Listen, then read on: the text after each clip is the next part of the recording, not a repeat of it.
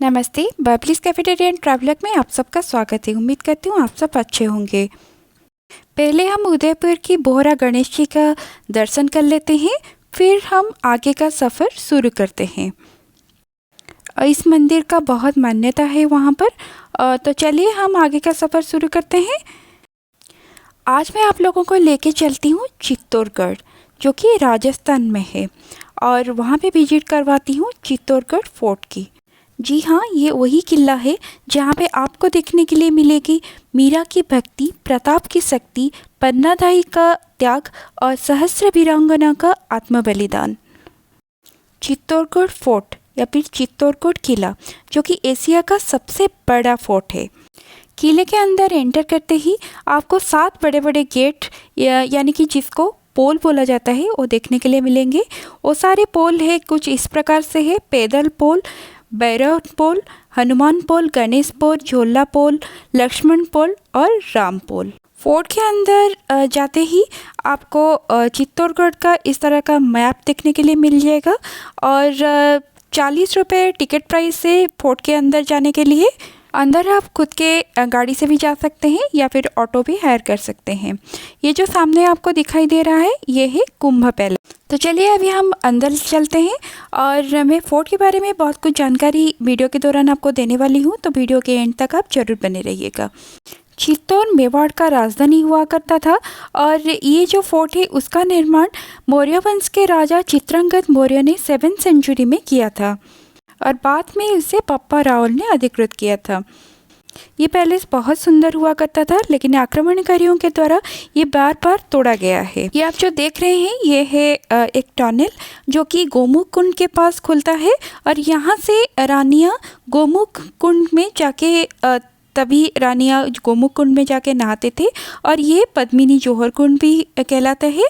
ये वही महल है जहाँ पे एक दासी पुत्र बनबीर ने तभी के जो राजा थे बिक्रमजीत सिंह, उनको मारने के बाद जब उदय सिंह जी को मारने के लिए गया, तभी पन्नादाई ने उनको बचा लिया और उनकी जगह पे अपने पुत्र चंदन को रख लिया था, और बनबीर ने चंदन को मार दिया।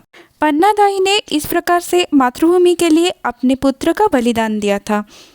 तभी अगर पन्नादाई उदय सिंह जी को नहीं बचाते तो महाराणा प्रताप भी नहीं होते, और मेवाड़ का इतिहास कुछ और ही होता।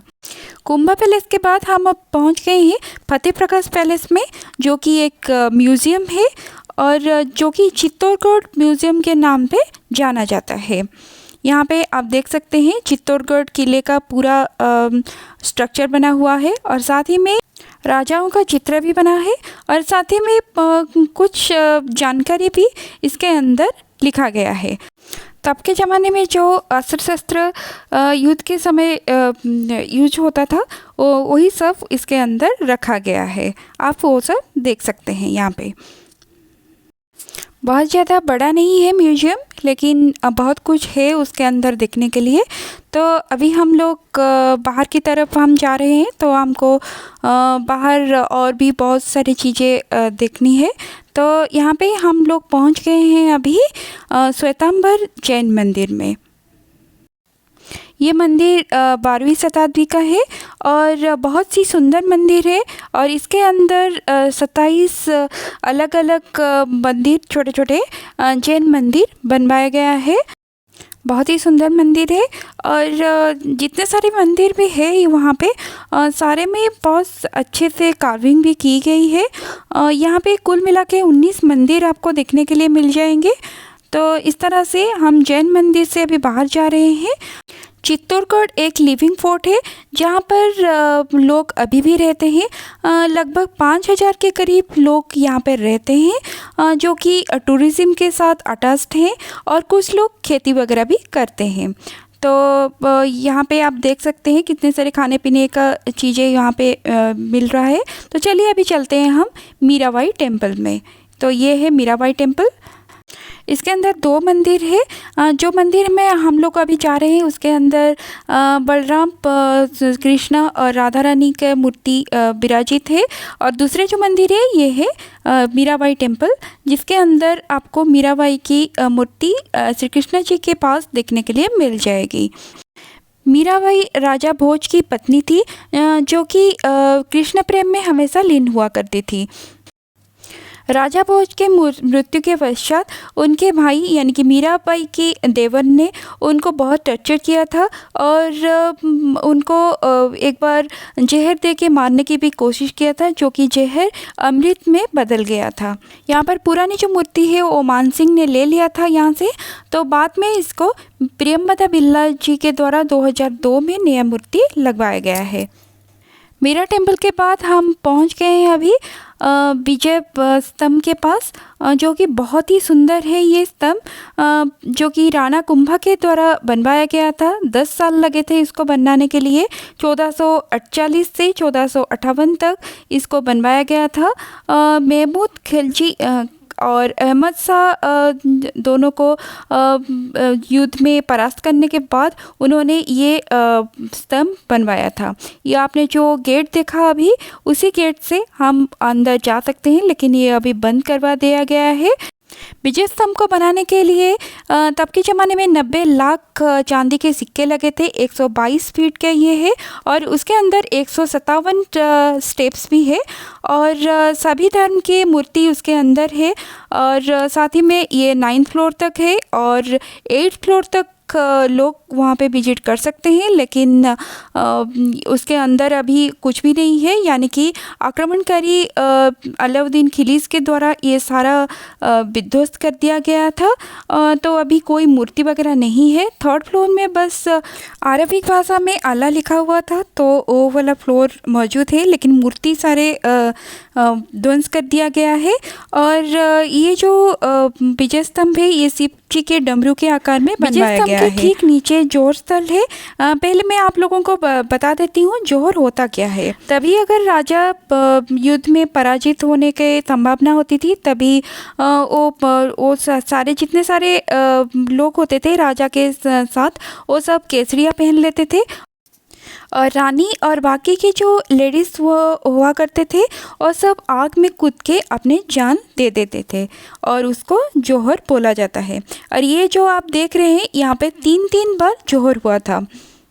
पहला जौहर 1303 में जब अलाउद्दीन खिलजी ने आक्रमण किया था, तभी रानी पद्मिनी के नेतृत्व में 16,000 वीरांगनाओं ने आग में आपने जान दे दिए थे, यानी कि जौहर ले लिया था।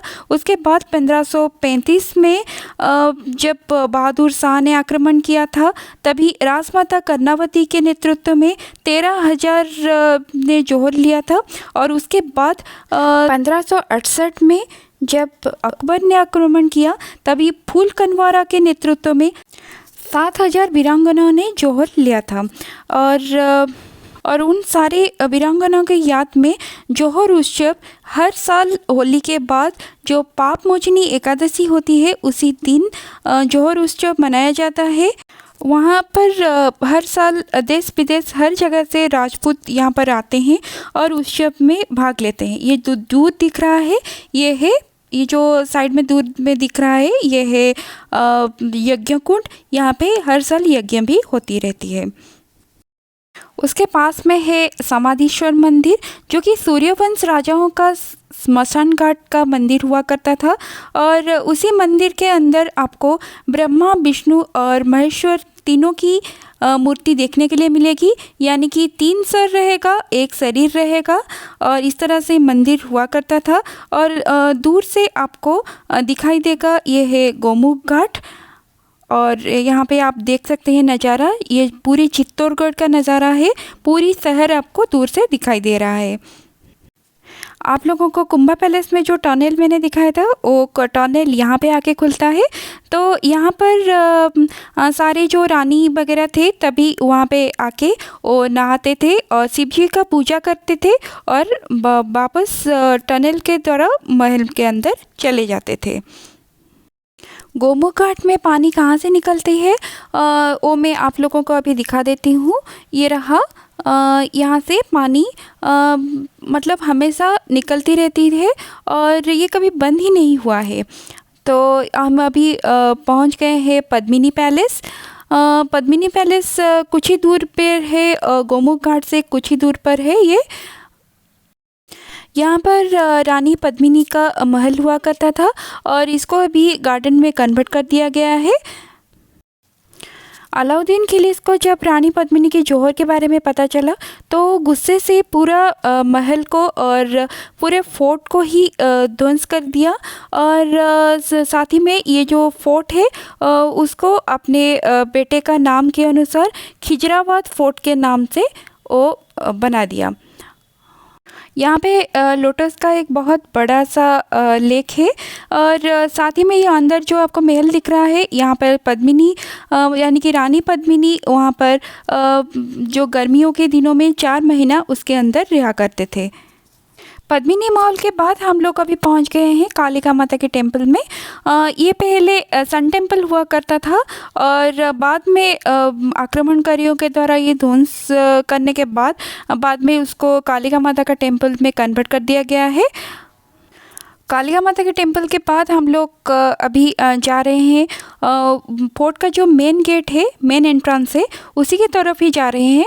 हम लोग जो एंट्री लिए थे वो पीछे की तरफ का जो गेट है वही था और ये जो मेन गेट है उसको सूरज पोल के नाम से जाना जाता है। इसी गेट से होकर पहले जो पैदल चल के आते थे लोग वो इसी गेट से होके आते थे और आपको दूर दूर तक आपको दिखाई दे रहा है ये है अरावली माउंटेन रेंजेस और ये जो साइड में जो दिख रहा है वो वहाँ पर अलाउद्दीन खिलजी ने इस फोर्ट को पूरी तरह से घेर लिया था। अलाउद्दीन खिलजी ने इसको 3 बार आक्रमण किया है और तीसरी बार वो कामयाब रहा है। सूरज पोल के बाद हम अभी और एक जैन मंदिर में पहुंच गए हैं और पास में है ये कीर्ति स्तंभ। जो कीर्ति स्तंभ है वो मनक स्तंभ के रूप में जाना जाता है। जैन लोग उसको मनक स्तंभ पे नाम से जानते हैं और ये 75 फीट की हाइट का है और 7th फ्लोर तक है और उसे भी 12th सेंचुरी में बनवाया गया था। कीर्ति स्तंभ के बाद हम अभी पहुंच गए हैं भीम कुंड के पास। ऐसा माना जाता है कि ये कुंड भीम ने ही बनवाया था और इस तरह से हमने फोर्ट का विजिट कर लिया है पूरी तरह से। और फोर्ट के जब बाहर आ जाते हैं तो वहाँ पे आपको हैंडीक्राफ्ट का दुकान दिखाई देगा। पूरा बाहर नहीं, फोर्ट के अंदर ही है वो दुकान। तो वहाँ से आप सीताफल की चूड़ियाँ भी खरीद सकते हैं। ये रहा, ये सीताफल और शंख से बना हुआ है ये चूड़ियाँ। तो आप वहाँ से सीताफल की चूड़ियाँ और वहाँ से कपड़े भी खरीद सकते हैं हैंडीक्राफ्ट के। वीडियो अगर आपको अच्छी लगी तो आप उसको लाइक और शेयर ज़रूर कीजिएगा और नए हैं चैनल पे तो सब्सक्राइब भी ज़रूर कर दीजिएगा।